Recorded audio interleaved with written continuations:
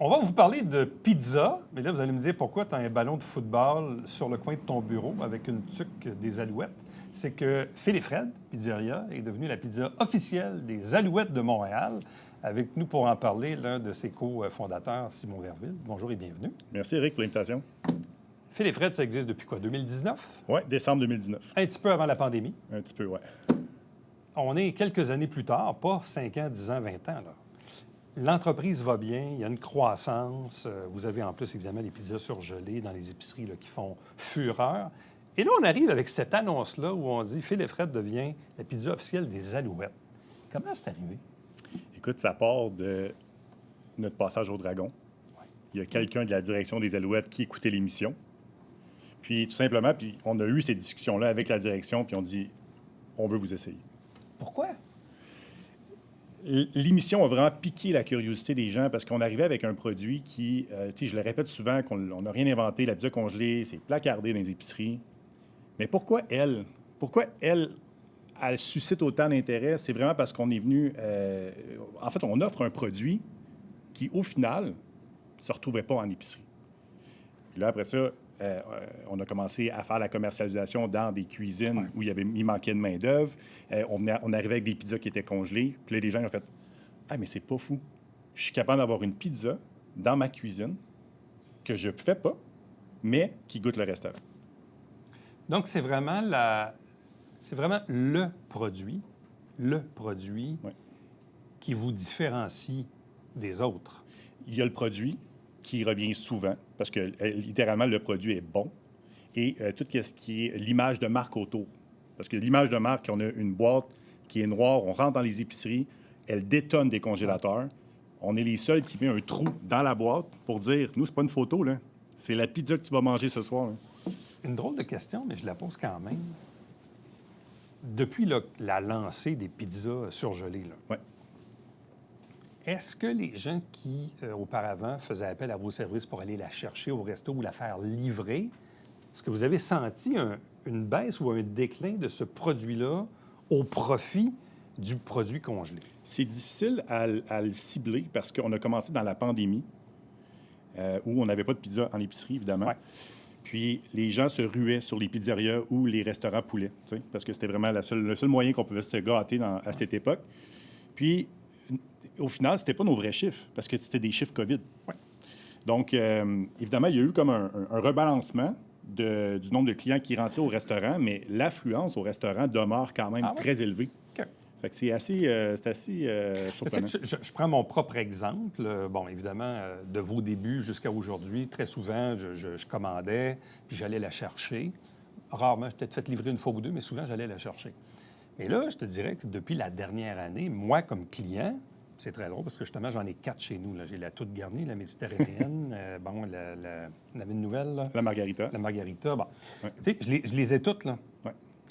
Puis c'est sûr qu'aujourd'hui, ben je ne vais plus la chercher parce que effectivement, celle que j'ai chez nous, en 12 minutes, elle est prête. Puis elle goûte la même chose que si j'irais la chercher. Ouais. Ça, c'est mon cas à moi. Mais c'est sûr que c'est 4 variétés. Si on veut les autres variétés, là, il faut aller au resto. C'est peut-être ça aussi, la différence. Puis, d'une part, il y a aussi tout le volet, les combinaisons qui viennent avec. T'sais, on veut avoir les frites, on veut avoir le breuvage, on veut vraiment avoir le kit complet, on ne veut pas se casser la tête. Quelle sorte de croûte? Et quelle sorte de croûte? On a la croûte farcie au restaurant. Puis, il y a vraiment une différence. C'est la seule différence qu'on perçoit beaucoup dans la pizza congelée, la pizza de restaurant, c'est vraiment la croûte. Si on aime ça plus croustillant, on va se diriger plus vers l'épicerie. Si on la veut vraiment, comme si c'était un bon pain, là, on va aller au restaurant. Fait qu'il y a quand même des trucs qui font en sorte que la clientèle du restaurant demeure. Là. Donc, cette offre de produits-là demeure complémentaire. Autrement dit, l'offre restaurant, livraison ou cueillette, ou sinon les 4 pizzas congelées. Exact. Donc, l'un ne cannibalise pas l'autre. OK. Bon. Fait que c'est. Revenons aux Alouettes. Oui. Donc, il y a quelqu'un des Alouettes qui vous a vu passer à la télé au Dragon, s'est dit, eux autres, on veut faire de quoi? Oui. Est-ce que c'est commun dans l'univers du sport d'avoir des pizzas officielles? Il y a souvent la bière officielle, mais des pizzas officielles? Bien, ce qui n'est pas commun, c'est que c'est souvent la même. Fait que c'est difficile de dire que c'est la pizza officielle parce que toutes les équipes sportives vont faire affaire avec la même multinationale que je vais taire, mais qui commence par un D puis qui finit par un O. Ou qui commence par un P, puis le deuxième mot commence par un P aussi. Oui, c'est ça, ouais. Puis, fait que honnêtement, les Alouettes ont quand même, ils nous ont fait vraiment confiance parce que c'est la première équipe sportive qui vont utiliser une pizza locale. Tu sais, c'est une équipe de Montréal, on est de Saint-Jean, on se comprend, mais demeure un produit québécois. Ils vont pas avec une grosse bannière connue, là. Exactement. Puis, c'est vraiment dans leur perspective de venir rehausser l'expérience partisan en stade. Puis c'est quand même assez historique parce que on va être ça va être la première fois qu'on va tasser littéralement une multinationale pour apporter notre pizza. Là. Donc, honnêtement, la confiance des Alouettes est incroyable. Comment, sans tomber dans les détails confidentiels, mais comment se sont déroulées les négociations? Parce que, pour vous autres, c'est nouveau. Oui. C'est dur de dire, bon, ça vaut combien? Vous dites, non, mais c'est ça un peu. Puis je me mets à leur place aussi parce que, bon, normalement, les équipes sportives font affaire avec des grandes bannières. Donc, eux aussi, c'est nouveau d'approcher un plus petit joueur, si on veut, un joueur local. Comment ça s'est déroulé, les négos? Écoute, premièrement, ça a pris 9 mois. Oh là là, quand même. Donc, c'est quelques jours après notre passage au Dragon qu'on a commencé à discuter. Évidemment, il y a tellement de modalités, il y a tellement de trucs, il y a de back and forth en parcouriel. Donc, c'est sûr que c'est plus. Ça prend juste des bons avocats. Oui, c'est ça, exactement. Ouais. Mais honnêtement, l'équipe des Alouettes, des gentlemen. Moi, c'est le mot qui me revient le plus souvent, là, des gentlemen, parce que tout au long des 9 mois, ils ont été tellement. Ils comprennent aussi qui on est. On s'appelle pas, on s'appelle pas une grosse bannière puis qu'on est partout à travers le Canada. Ils savent qu'on n'est pas là. Donc, ça a été 9 mois, ça a été long, mais c'est le prix à payer aussi pour faire affaire avec des équipes sportives de renom. Mais écoute, on a vraiment été chanceux, puis je pense que le fit était là, puis c'est ça qui a fait en sorte que ça s'est bien déroulé à la fin des négos. Bon.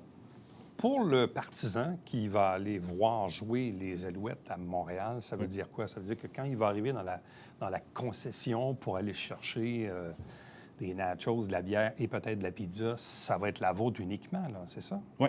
Dans le fond, nous, autant, on est partenaire avec eux. On aurait pu ne pas rentrer nos pizzas dans le stade parce qu'évidemment, il y a toute une question d'opération, comment qu'on l'entreposage, puis la manutention, tout ça. Mais on voulait quand même demeurer partenaire officiel des Alouettes parce que de la pizza, le football, on peut parler du Super Bowl qui a été notre meilleure semaine depuis l'ouverture de la pizzeria. C'était super cohérent. Mais là, vraiment, d'arriver avec le facteur, on amène de la pizza dans le stade pour être capable de rehausser l'expérience partisan. On devrait, là, c'est pas totalement terminé, là.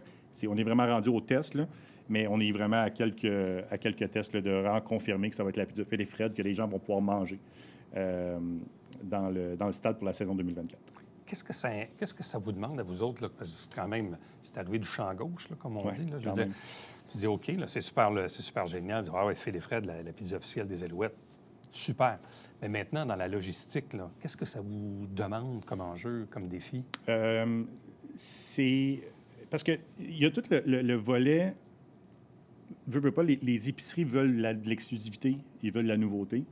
Puis juste d'apporter le fait qu'on peut répéter l'expérience comme si on était au stade à la maison parce que c'est la pizza officielle. Déjà là, ça a déjà eu un petit... on a déjà vu une hausse des ventes en raison de ça parce qu'on l'a annoncé pendant le Super Bowl. Puis il y a tout le volet des pizzas, c'est un autre format. Il faut avoir des livraisons précises qu'on va envoyer au stade. Donc, tu sais, on le fait déjà avec quand même d'autres partenaires, dont Pasquier. C'est nos pizzas qui sont à la pizzeria du Pasquier de Saint-Jean et de Delson. Donc, au niveau de tout ce qui est la production, on retourne sur quelque chose qu'on connaît, mais en plus grosse quantité. OK. Donc, il faut l'affronter, ça, là. Parce que là, les premières parties, ça commence quand, ça? C'est fin mai, début juin. Fin mai, début juin. Puis là, bien évidemment, vous avez quoi, les quelques parties qui sont au calendrier, bien évidemment, et les séries au besoin. Donc, le contrat, c'est quoi? C'est 1 an, 2 ans, 3 ans? Ça dépend. Ça dépend toujours des modalités. OK. Nous, tu sais, c'est sûr que c'est des modalités qu'on a négociées. Il faut faire attention parce que on sort là, complètement là, de ce qui se fait normalement dans le monde du sport. Donc, on va se donner un certain nombre d'années pour être capable de tester. OK. Puis, si ça fonctionne, mais là, on va être capable de peut-être penser de quoi de plus long terme. Mais encore une fois, le fit est tellement Mais incroyable. pour vous, c'est comme une année de test, si on veut? Oui, on peut le voir comme une année de test, absolument. OK.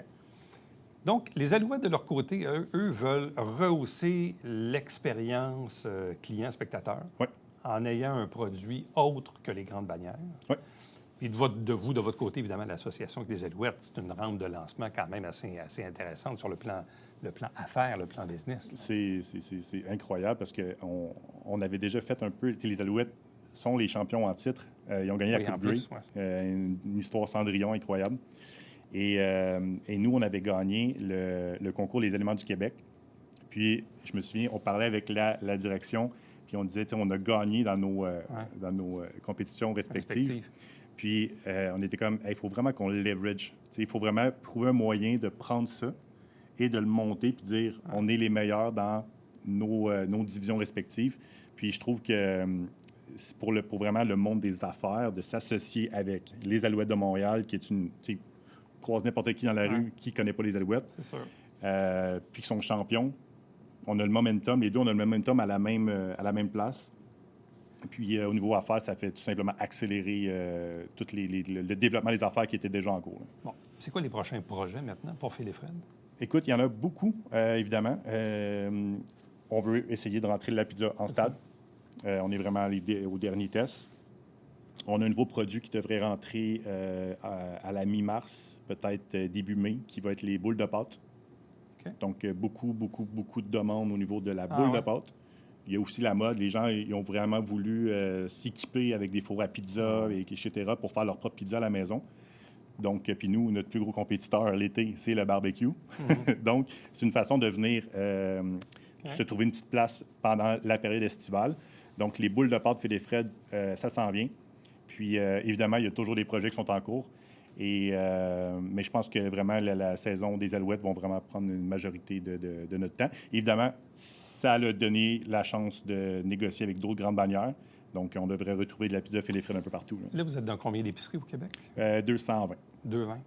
Parce que c'est sûr que là, s'il y a des clients spectateurs qui mangent la pizza Phil et Fred au stade McGill, ils vont peut-être la chercher dans leur épicerie du coin. Hein? C'est ça aussi. Absolument. Puis c'est pour ça qu'on est en train de parler avec, juste avant le début de la saison, de parler avec des épiceries pour vraiment s'étendre au niveau de la province. On l'est déjà. Dans le sens où on a quand même des points de vente à Sept-Îles, à Rouyn-Noranda. On va plus loin que juste, je pense que la dernière fois qu'on s'est parlé, on était vraiment dans la région du Grand Montréal. Mais évidemment, c'est pas tout le monde, pas parce que j'ai un point de vente à Sept-Îles que tout le monde qui fait leur épicerie s'en va à Sept-Îles là. Donc, on veut vraiment trouver une façon de s'étendre vraiment là, à la grandeur de la province pour offrir une proximité de nos pizzas. Simon Verville, merci beaucoup. Merci à toi. Restez avec nous. On vous revient après ceci.